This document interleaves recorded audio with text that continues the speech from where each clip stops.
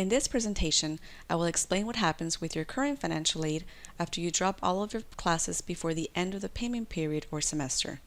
This process is called the return of Title IV funds, or known as a return of federal aid. First, I want to emphasize that there are two refund calculations, the return of federal aid and the institutional refund. Our office, Financial Aid and Scholarships, is responsible for determining the first one, the return of federal aid. Student Financial Services processes the second calculation. They assess the charges you accumulated based on the days you attended in the semester. This is your prorated tuition and fees. We will focus on the return of federal aid calculation process and explain how the institutional refund calculation plays a role in what you may have to repay to the university. So what exactly is a return of federal aid? When you withdraw within the first 60% of the semester, return of federal aid is a calculation our office completes to determine how much aid you earned based on the actual days you attended in the semester. Funds are awarded based on the assumption that you will be attending the entire semester. This calculation will determine the amount of aid you can keep and the amount of aid that must be returned to the federal government.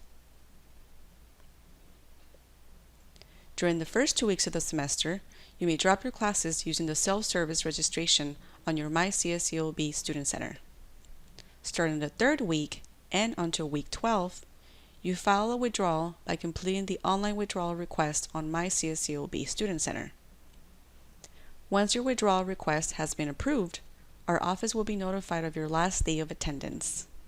This date will be used to calculate the percentage of aid earned.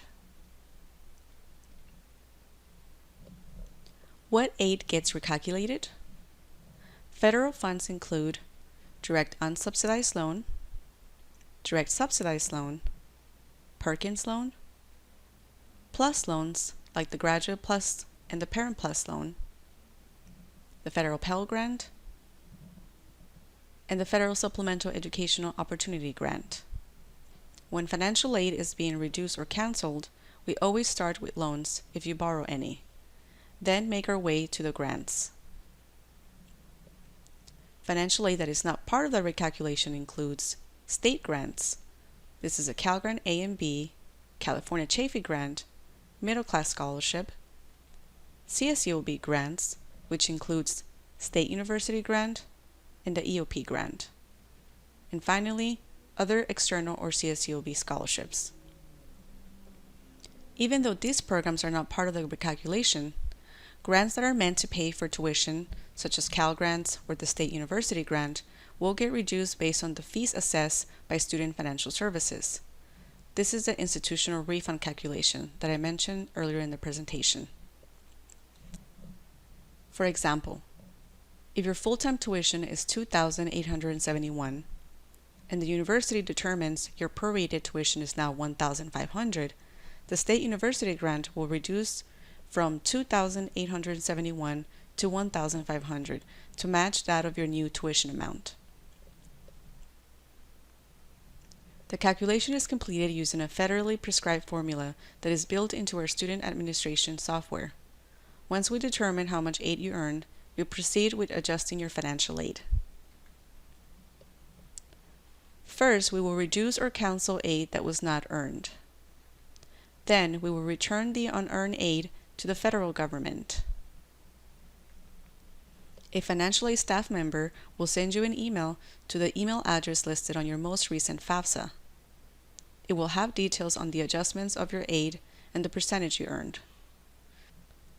Secondly, if applicable, Student Financial Services will notify you through your preferred email address on file of the charges due. It's possible you may have no charges after the return of funds.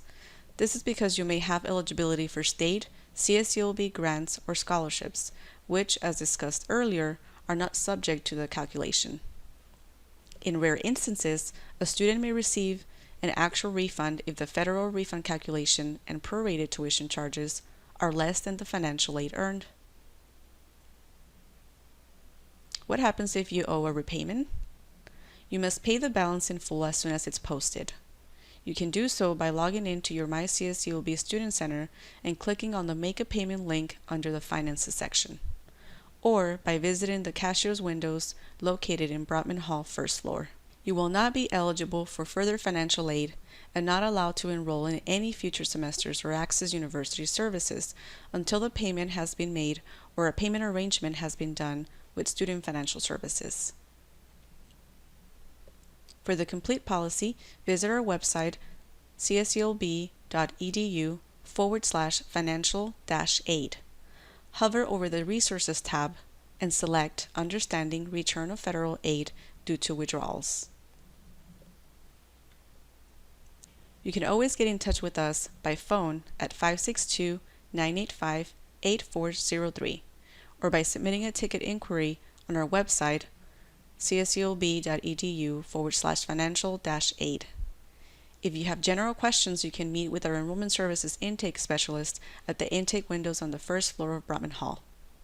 You can also make a remote appointment with our financial aid counselors via the Beach Connect Chicklet on single sign-on, using the group Beach Central.